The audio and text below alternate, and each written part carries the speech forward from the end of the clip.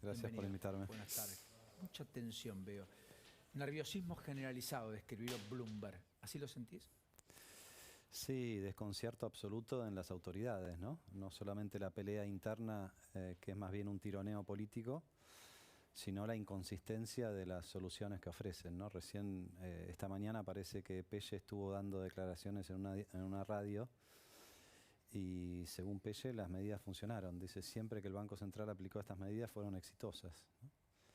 Y otra cosa muy seria que dijo es... evitamos una devaluación. Evitamos una devaluación, con lo cual está básicamente entregándose, el propio presidente del Banco Central está ratificando que hay un problema muy serio y que se han quedado sin reservas, ¿no? Para contextualizar y para no hablar... Esto es lo que dijo Miguel Pelle, específicamente a propósito de lo que dice Pargay. Si el Central no logra juntar los $1.000 millones de reserva que usted planteó como objetivo en este periodo, ¿aumenta la expectativa de ir a una devaluación brusca? No, de ninguna manera. ¿No? Nosotros no. Esto evita que vayamos a una devaluación brusca, es lo que estamos buscando con esta medida, que eso no sea necesario. Siempre que el Banco Central ha tomado medidas de estas características han sido exitosas, hemos podido recomponer el balance cambiario y las reservas. Esto es exactamente a lo que hacías alusión. Sí, aclaro que no lo habíamos acordado antes de... No, por cierto.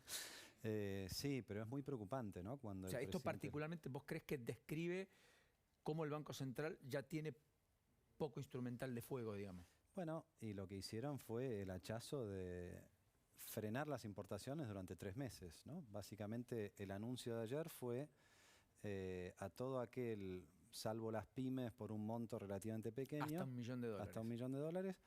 Todos los demás no tienen acceso al mercado de cambios para importar. Salvo laboratorios, medicamentos laboratorios y energía. El resto, durante 180 días, lo que vayan a importar hoy, recién lo van a poder pagar dentro de 180 días. Salvo que se generen los propios dólares y puedan hacerlo de ese modo.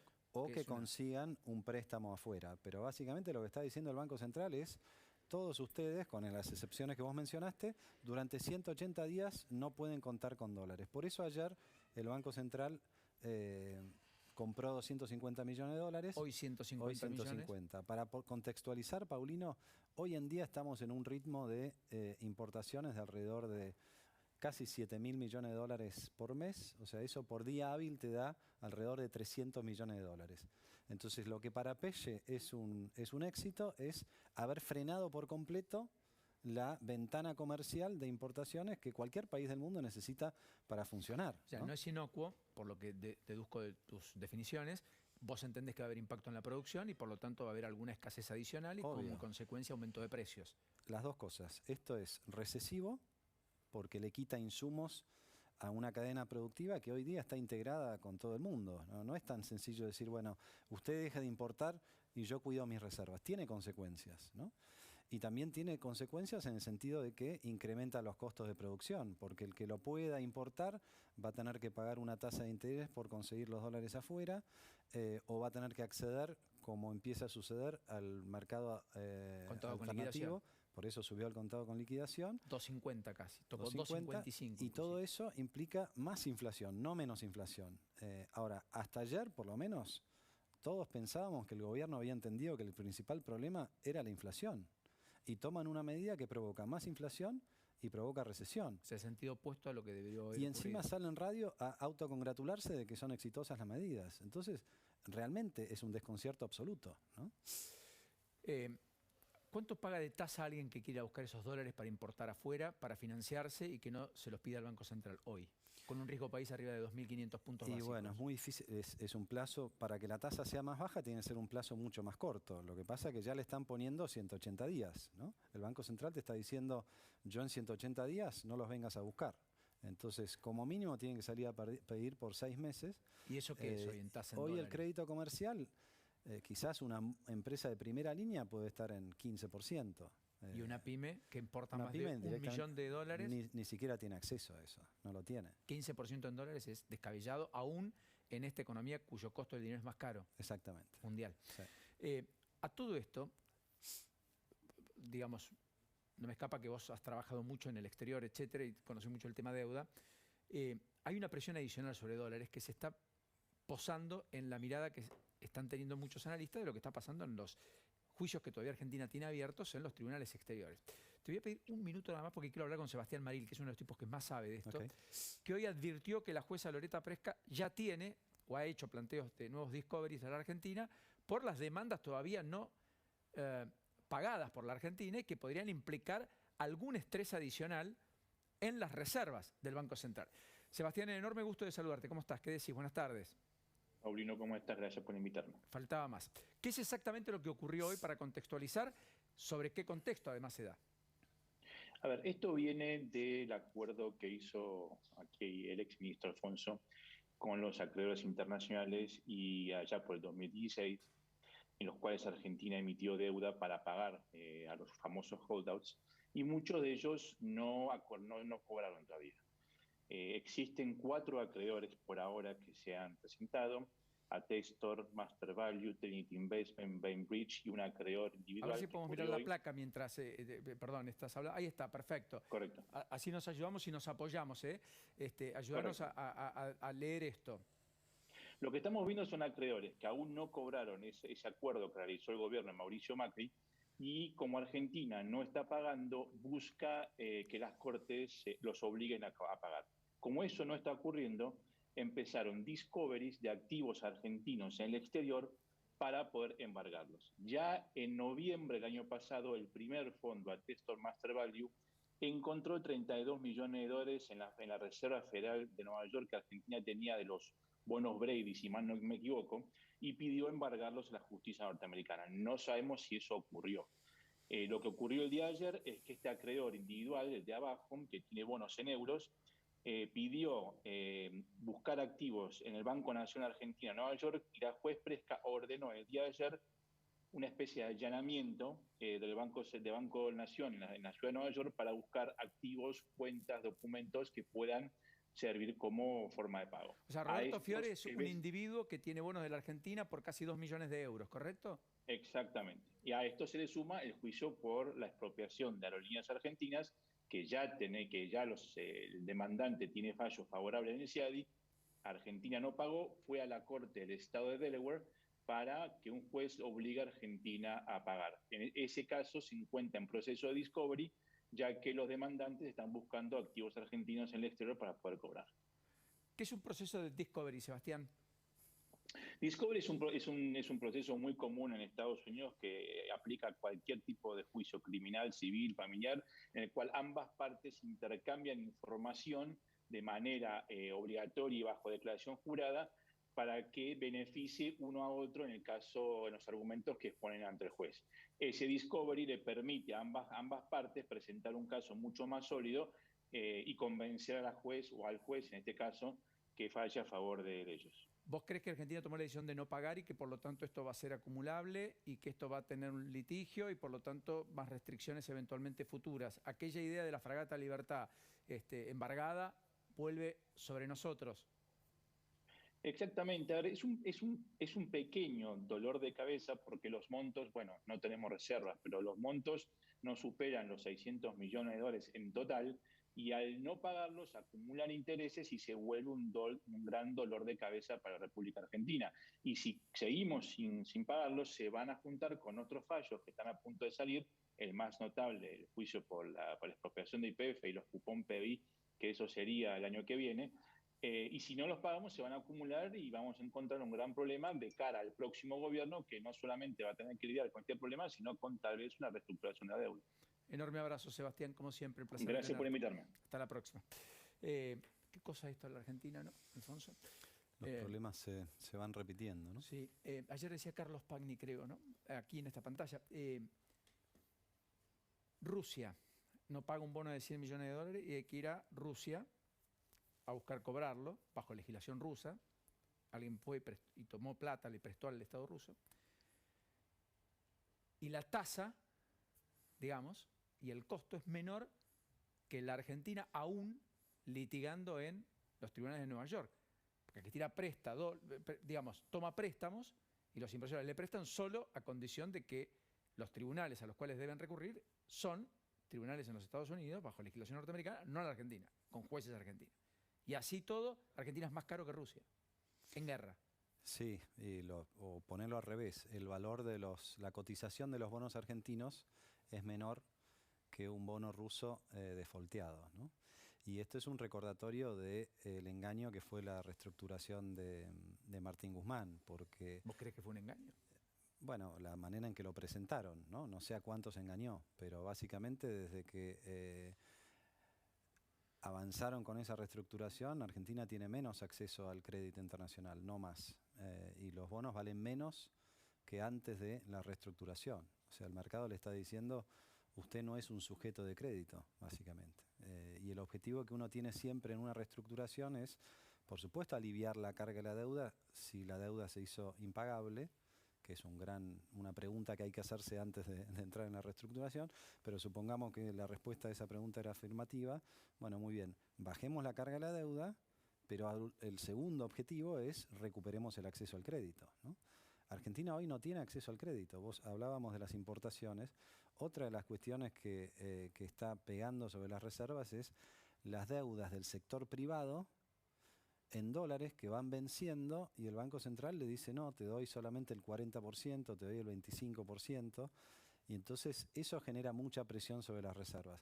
Si Argentina tuviera acceso al crédito, esas deudas conforme van venciendo, la compañía A, B o C consigue un nuevo crédito para repagarla y así es como va girando la rueda, así es como funciona en cualquier lugar del mundo. Pero en Argentina no es tanto por el monto de la deuda, sino por la ausencia de crédito, por la ausencia de credibilidad y de confianza, que todo es al contado, ¿no?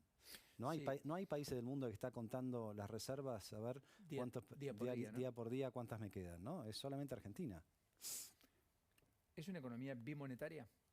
Hace tiempo que es bimonetaria, porque... ¿Es una discusión la dolarización en ese contexto? A ver, una cosa es la dolarización formal, otra cosa es la dolarización de hecho, que es la que tenemos. Y si sobre la dolarización de hecho conviene o no facilitar el intercambio entre monedas. Hace rato ya que el peso no es reserva de valor, es simplemente un medio de cambio, ¿no? Y si hay que fijar un valor o si hay que guardarse algo para ahorrar, los argentinos han preferido históricamente elegir el dólar. Había una época donde eso era distinto, cuando a nosotros nos tocó estar en el Banco Central, que los argentinos se desprendían de sus dólares para comprar pesos. Comienzo de la gestión de Néstor Kirchner. Antes, durante la gestión de Duhalde, nosotros estábamos en el Central cuando vino Néstor Kirchner. Kirchner intentó echarme a mí, no pudo porque teníamos acuerdo del Senado en ese momento. Y nosotros bajamos la inflación del 40% en el año 2002 al 3,7% en el 2003, ¿no? Y el 2004 nos quedamos hasta septiembre, que vencía el mandato. La inflación fue de un poquito más del 5%, casi 6%. Solo se superó el 10% en 2007 y ahí se intervino el INDEC. No, a partir de ahí no volviste nunca a estar debajo del 10%, ¿no? A partir del 2005. Ya el 2005 estuviste arriba, ¿no? ¿Qué es lo que te quiero decir? En ese momento nosotros en el Banco Central llegamos a bajar las tasas de interés, escuchá bien esto, Paulino, al 1% anual. Lo que hoy es LELIQ, antes era LEVAC, pagaba 1% anual. Lo que hoy paga más del 50%. Lo que hoy paga, sí, más del 50% y porque hay control de capital, si no tendría que pagar mucho más, ¿no? Entonces, evidentemente lo que hay que hacer es volver a darle credibilidad al peso. Si quieren la economía bimonetaria, fantástico, pero Argentina también necesita un signo monetario y hace 20 años lo teníamos y funcionaba bien y la clave para eso es que el Banco Central sea independiente. En ese sentido, este dólar a casi 2.40 en el marginal, en el blue, pero el de referencia, digamos, con un contado con liquidación en casi 2.50, un dólar MEP arriba de 2.40 también, la devaluación del dólar oficial, de todas maneras, haciéndose un poco más rápido, digamos, por parte del central. Pero muy por atrás de la inflación. Eso es la otra cuestión, ¿no? Un poco la economía de Cristina, hablamos siempre del populismo, ¿no? Y para llevarlo a esta discusión concreta, Cristina te ofrece 4 cosas en su manual de economía dogmática. ¿Vos crees que el gobierno de Alberto Fernández es la economía de Cristina? Yo creo que hay una tensión entre las dos facciones, pero que siempre gana Cristina. O sea, esta cuestión de las importaciones, ¿quién la planteó? Cristina hace una semana. Bueno. y mirá todas las decisiones que fueron tomando cuando lo echaron a Culfas. Todo es al final lo que impone Cristina. El manual de Cristina tiene 4 creencias inamovibles. Primero, que la tasa de interés tiene que estar siempre por debajo de la inflación, ¿no? Ella se queja si la tasa es muy alta. Que el tipo de cambio tiene que ser siempre lo más bajo posible, porque entonces el salario en dólares parece más alto, ¿no? Que el gasto público tiene que ser siempre mayor que la recaudación, ¿no? Tiene que haber déficit. Eso te lo dice ella, ¿no? Que es exactamente lo opuesto a lo de Néstor Kirchner, vale la pena decir. Exactamente lo opuesto a lo de Néstor Kirchner.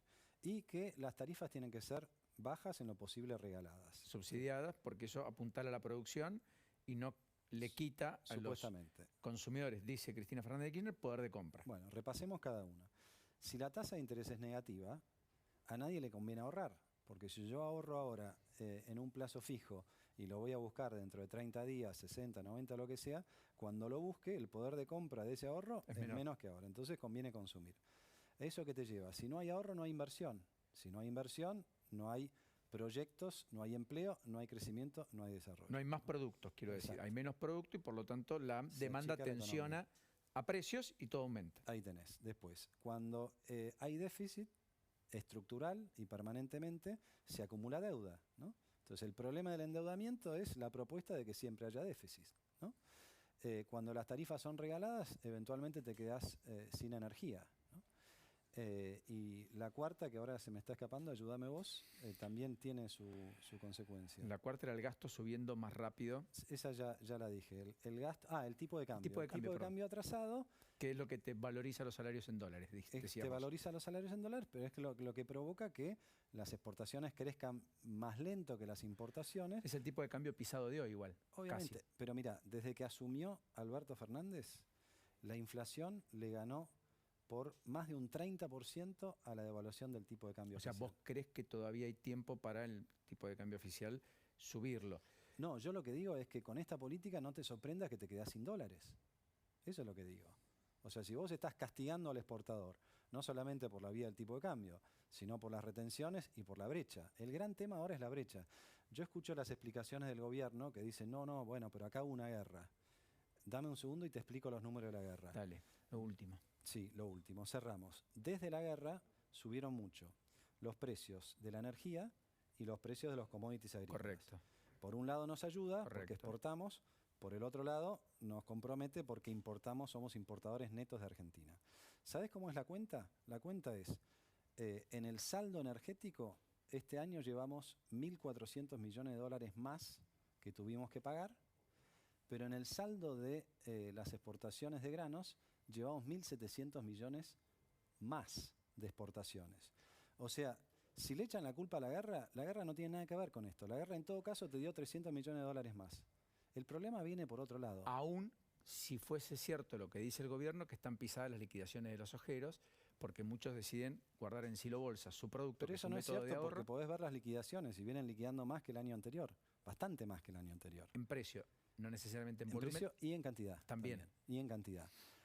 El kit de la cuestión acá son esencialmente los flujos del turismo.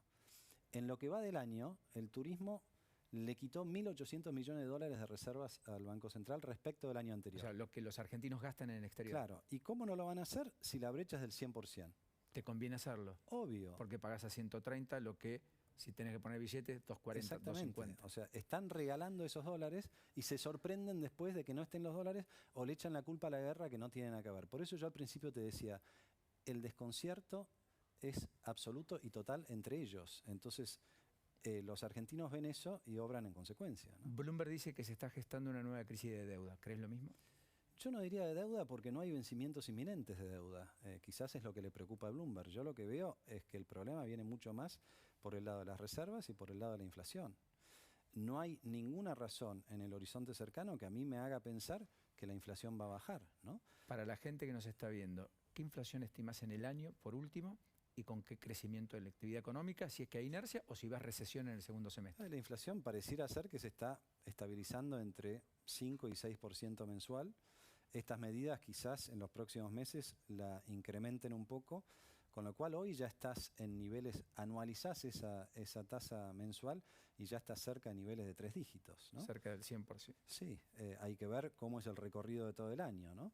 Y la otra lectura es, vos venías con el envión del crecimiento del año pasado, que fue rebote cuando abriste la economía. En lo que va del año, la actividad, si vos mirás el último mes, no es muy distinto del último mes del año pasado. Vale decir, hay una especie de estancamiento en un escalón más alto que el promedio del año pasado, pero estancamiento al fin. Yo creo que toda esta incertidumbre política, todas estas medidas que provocan más recesión y toda esta dificultad para ordenar una cosa tan sencilla como el mercado de cambios, apunta a que en la segunda mitad del año eso seguramente se te va a inclinar hacia abajo, con lo cual el promedio del año puede llegar a terminar más cerca de cero que de lo que tienen algunos analistas. ¿No crees en el 4, 5, 3%? Con este cuadro de situación lo veo difícil, ¿no? Y el problema es que ya son muchos años de Argentina estancada con alta inflación. Más de 10. Sí. Más de 10. Gracias. Gracias a vos, Paulino. Hasta la próxima. Muy gentil. Pausa, muy rápida.